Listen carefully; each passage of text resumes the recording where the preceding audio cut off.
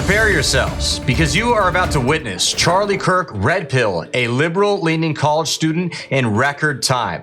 Guys, this is going to be a lot of fun. I know you're going to love it. There is even a little surprise that may involve a MAGA hat at the end, but I won't spoil what that is. You're just going to have to see. So we're going to get right into it, guys. But first, everybody, please do me a big favor here and help us out. I need you to like our video, share it around, and if you're new, subscribe to the Resistant Mainstream YouTube channel so we can keep bringing you guys this great content. Thank you guys so much for tuning in, and for those who are returning, we love you so much. As always, everybody, I'm your host, Darian. Let's get into the show. Yes, sir.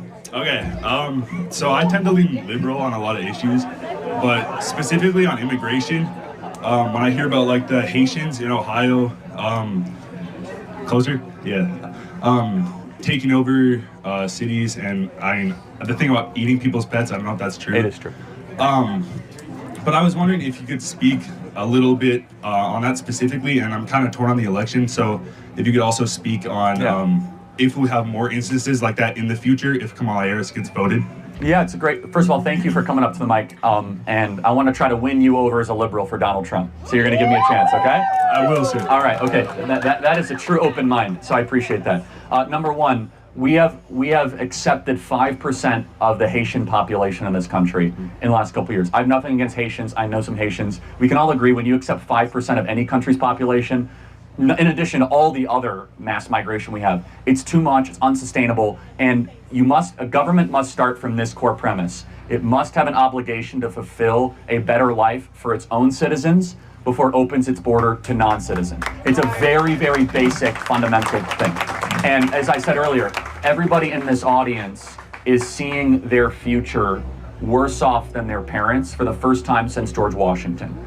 That's a big deal. Usually, at least kids are as good, if not better, than their parents, and we have that broken. You ever hear people make this political statement that we need to bring more immigrants into the United States because Americans just, aren't having kids, the fertility rate is declining, they aren't skilled enough, blah, blah, blah. We just got to bring in the immigrants and replace them like a bunch of numbers on a spreadsheet? How disgusting, honestly.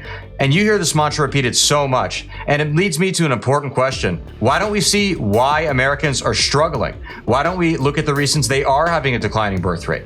They're multifaceted, of course, but one obvious one I can think of, it's really unaffordable now. It's very hard to live and make a living. It's nothing like what it used to be. Rather than simply importing some third world person to come pick up the slack, how about we make the country better for our own people? Crazy concept, I know. Call me a radical. And it's not just in America where you hear this. The West, broadly, you hear the same kind of mantra repeated over and over again. My opinion, it's corporate propaganda. Big corporations want cheaper labor, so they have every incentive to spread this propaganda around. And make no mistake, they own the politicians. And before somebody tries to say, oh, that's just a conspiracy, that's ridiculous. No, make no mistake.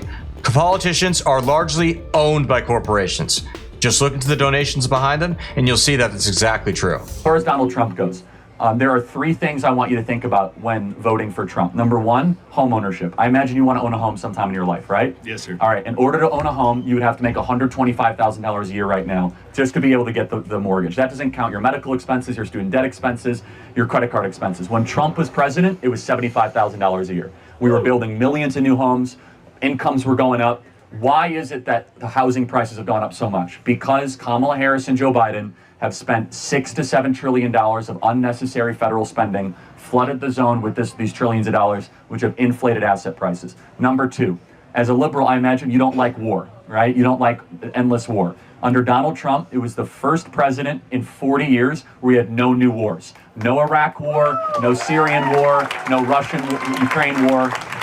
Under Joe Biden and Kamala Harris, we have the Russian-Ukrainian war that we've spent $250 billion on. We have the terrible situation in Israel and Gaza. I'm very pro-Israel. We can all agree, though, not a good situation, right? Not favorable. It's just bad. A lot of human suffering, not good to witness. Under Donald Trump, none of that happened. In fact, he brought peace to the Middle East. We had the Abraham Accords, and we had a stable international circumstance. The final thing... It's really quite disgusting when you look at how much money we spent on the Ukraine war. As Charlie Kirk pointed out, about $250 billion. Let's take that money and divide it by every homeless person in the United States. Let's say you gave all of them a cash payment. How much do you think that would be if you took $250 billion and divided it by the approximately 650,000 estimated homeless people in America? What do you think the number is? Take a guess. If your guess was about $380,000 per person, you'd be correct. You think these people care about you? You think they care about homeless people, homeless veterans, homeless Americans in general? They don't.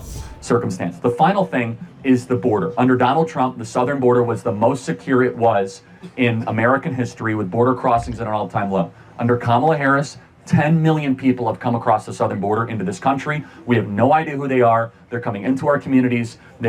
Crime is increasing. They're eating ducks and geese and cats in Springfield, Ohio. And that's just like a silly example. It's totally true, by the way. Why? Yeah, go ahead. Why? When I looked it up, because the reason I'm asking you is because there's a lot of misinformation. I feel like because when I first heard about your side of the story is what I heard, and then after that, I was hearing that there's no proof of that. So why is that? Well, there is proof. I mean, we have tons of video I could show you of residents saying that my cat was taken by a Haitian yesterday morning and was grilled on an open fire. They won't accept it as a police report in I know way too much about Springfield, Ohio police reports right now, but they won't accept it as a police report because it's an animal control problem. It's just, again, you have to just look at the residents. Either they're all lying and they're all in on it, or there's something to this. I'm not asking you to vote for Trump based on, cats being kidnapped and grilled and barbecued. I am saying, though, that it begs a question of, can we sustain 10 million people? I want you guys to understand how many 10 million people is. We have 10 million illegals that have come to the country, which is the population of New Jersey. Okay, that is an unsustainable amount. Under Donald Trump, we had the border secure and it will stay secure. So those three things. We had a great economy under Trump, and it was easier for you guys to own homes. We had no wars, and you guys are closer to World War III than ever before. You guys that are all, by the way, military age, I hope you don't get into World War III, because you might be drafted under the current circumstance, and you guys might laugh. But think about who is endorsing Kamala Harris. Dick Cheney, Leon Panetta, Liz Cheney. These are the warmongers of 20 years ago. All a bunch of neoconservative warmongers. By the way, Putin would not have invaded Ukraine under Trump. I don't care what anybody tries to say. People often say, yeah, I doubt it. Really? Then why did he move in Crimea under Obama and then, once again, move in Ukraine under Biden? Yet during Trump, he did nothing at all. It's a little interesting, isn't it? As far as the 10 million illegal immigrants who have invaded America goes, you ever notice how people always say we have 11 million undocumented immigrants coming into America? Really? 11 million? 10 million entered under Biden, but apparently we've had 11 million illegal immigrants in this country since the 90s or something. How does that make any sense? And by the way, Fox News said that. Go look at the 2020 presidential GOP primary debates. You had Brett Baier on Fox News asking people what they're going to do about the 11 million undocumented immigrants. It's a legal alien, all right? Let's use the term correctly. In this country. Even the supposed right wing will lie about that. It's really quite fascinating. Got us into these wars. So I am not fear-mongering here, guys. The people that got us into these failed wars, by the way, this is 9/11 today, and we remember what happened on 9/11, and then we remember our terrible reaction on 9/11 when we decided to invade Iraq and Afghanistan. Let us never do that again. Let us never invade sovereign countries. Amen. And I think you would sympathize with that. I agree. And this is why we're seeing Bobby Kennedy, Elon Musk, Tulsi Gabbard, people that are card-carrying Democrats, vote for Trump and voice support for Trump. Because what's happening at the Democrat Party is this very sinister combination. It's a party of censorship, it's a party of war, a party of open borders that is against actual traditional liberal values. I agree. So which way are you leaning? Can I get a hat? That's a good answer. I love it. Thanks, man. God bless. Thank you. Thank you. I've said for a very long time that the Democrat Party only pretends to be anti-war. They very much have supported it. They have for a long time. And I think I'm being very vindicated on that right now. It's really showing. Also, I love how that kid actually put on the MAGA hat at the end. Very based, very cool, very red-pilled. With all that being said, guys, thank you so much for tuning into the video. We really appreciate it. As always, please be sure to comment below. Let us know what you liked about the video, what kind of content you want to see next, and we'll see you guys again soon. Thanks again, and God bless.